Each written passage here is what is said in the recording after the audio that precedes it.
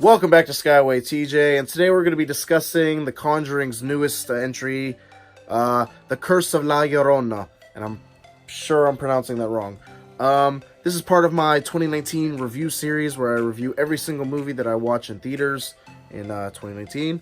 If you like that type of content, guys, drop a like, subscribe for more. I make videos like this every single week. Without further ado, we're going to hop into this spooky movie. I'll put this out there. I'm sure you guys already know already. I'm a horror junkie, so horror movies are kind of like a guilty pleasure for me.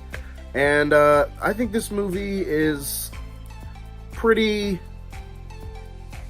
standard when it comes to the horror movies. Like, it's not my favorite that I've ever seen, but it's not terrible.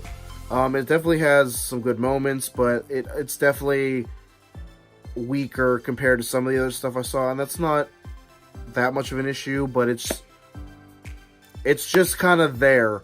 And you know, this might not be a movie like I watch all the time, but I wouldn't mind watching it again.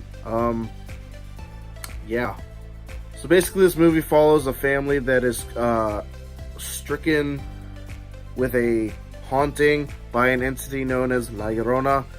She's a Spanish folklore about a woman who will take your children if they misbehave, but in this movie she's an actual real entity that was a woman in like the 1600s who drowned her own kids because her husband was cheating on her with a younger woman, and that pushed her over the edge, so she took what he loved most from him, which was her kids, and then she immediately regretted it, and then she haunts the world trying to take other people's kids. Yeah, she's, don't get me wrong, she's scary, but I think this movie's biggest problem is it follows too many of the horror tropes that I'm kind of getting sick of. You know, I'm kind of over jump scares. Like, yeah, every horror movie's gonna have jump scares, I know that, but like, this movie relies on jump scares like a lot, and, you know, that gets to be annoying at a point. And like, I'm also sick of that horror thing where somebody flies across the fucking room. Like, either they're thrown across the room by the entity, or the entity flies across the room and like throws them against a wall. It's just like, I'm a bit over it, but that's fine. Like, I did enjoy this movie. I don't want it to come off that I didn't like it. It had good scares. I like the acting in it a lot. Linda Cardellini's in this, and I think she's an amazing actress. So yeah, even the child actors are pretty good. The girl who played the La Llorona, she was, you know, she did her best.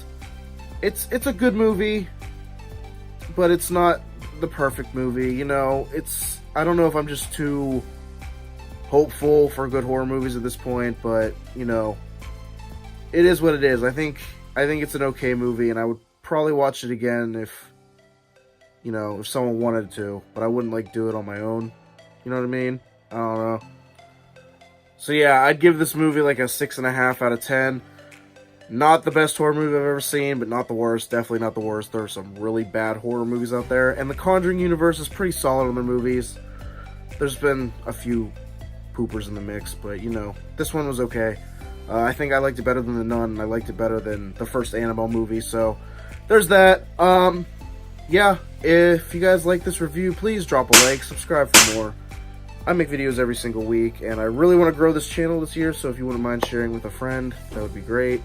Yeah, I'll be here soon with more videos. Be kind to one each other, and I'll see you guys next time. Take care of your kids, or they'll get taken by La Llorona. Alright, see you guys.